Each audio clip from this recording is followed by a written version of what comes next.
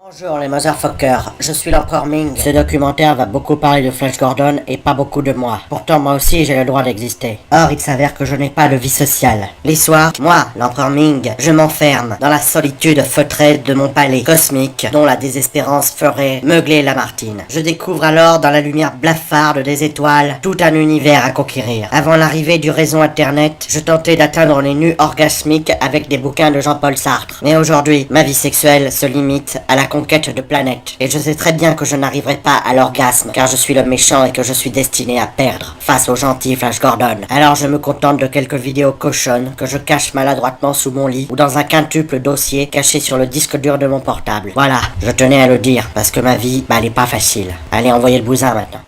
J'ai pas tout compris ce que t'essaies de raconter. Tu parles de vie sociale, de vie sexuelle et de conquête spatiale.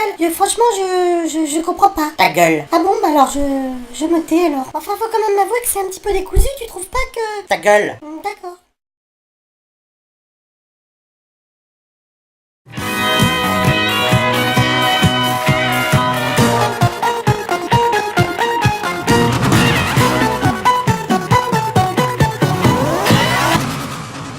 Avant que les personnages Marvel ne deviennent des machines à blockbuster, il existait un personnage étrange nommé Guy L'Éclair. Pardon, je voulais dire Flash Gordon. Ses aventures dans différents serials faisaient partie de ces nanars devenus cultes pour toute une génération. Mais ce qui nous intéresse aujourd'hui, c'est le film des années 80, qui marqua surtout en mal les esprits des adolescents de cette époque. Revenons ensemble si vous le voulez bien, et même si vous voulez pas, je m'en fous, sur cette œuvre iconoclaste devenue kitschissimement culte. C'est pas facile à dire. Mais avant de parler du film, essayons de comprendre comment une telle atrocité cinématographique a bien pu naître. Revenons aux sources du mal, en faisant un bond dans le temps jusque dans les années 30. Au départ, Flash Gordon est un comic strip de science-fiction de 1934 créé par Alex Raymond pour King Feather Syndicate. En France, il était connu sous le nom de Guy L'Éclair. Si, je vous jure. À l'époque, KFS était à la recherche d'un héros de science-fiction susceptible de concurrencer Buck Rogers. Alex Raymond répondit à la demande en inventant le fringant Flash Gordon. On peut le considérer comme une sorte de super-héros avant l'heure, bien qu'il ne possède aucun super-pouvoir. C'est plutôt un aventurier, sportif de haut niveau, diplômé de Yale, champion universitaire de football américain et d'athlétisme, mais aussi un joueur de polo, un pilote et un astronome à ses heures perdues. Rien que ça. La série paraît sous la forme d'une planche hebdomadaire à partir de janvier 1934. Oui mais voilà, dans la BD, Flash est un type intelligent, et il est évident que le réalisateur Mike Hodge ne l'a pas bien compris. Car son film sorti en 1980 s'inspire du comics dans les grandes lignes. Dans les grandes lignes, c'est-à-dire dans l'absence de véritable scénario. Et là, on peut rien lui reprocher. Le comics n'était pas très fut-fut. Par contre, il est évident que le flash du film n'est qu'un tas de muscles blonds sans réflexion intense sur la condition humaine. Qu'est-ce que t'as contre les blondines et costauds? Qu'est-ce que t'as? Tu te battre? Au début de 1981, Flash... T'as arrêté, ça commence vraiment à casser les couilles, ça.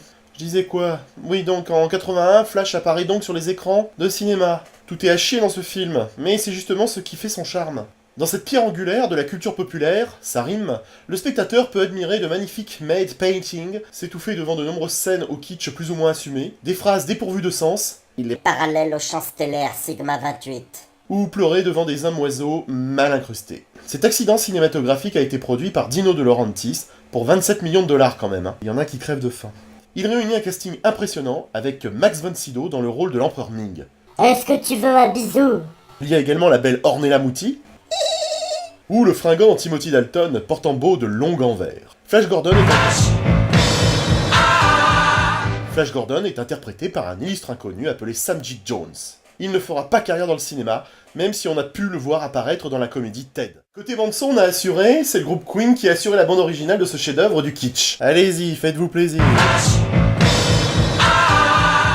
Bref, ce film qui aurait dû être produit par Lucas ne le fut pas à cause de ce vieux dino qui en gardait jalousement les droits. Toutefois, a été produit juste après la guerre des étoiles, et on ne peut s'empêcher d'y trouver de nombreuses similitudes. Cet accident sur pellicule est complètement dingue, surtout dans sa dernière partie. Flash est marrant, même quand il queen. Ouais, je sais, là c'est un petit peu facile, mais c'était un jeu de mots, c'était un calembour. C'est-à-dire t'as compris? Paradoxalement, ce nanar dépassera le million d'entrées en France. Aujourd'hui, Flash Gordon... Ah bah là vous mettez pas de son? D'accord. Flash Gordon est devenu un film culte pour toute une génération qui l'avait pourtant considéré comme un film tout pourri. Mais il est évident que les spectateurs de la première époque doivent être les victimes d'une sorte de syndrome de Stockholm pour pouvoir aimer cette perle du kitsch. Allez, un dernier coup avant de se quitter.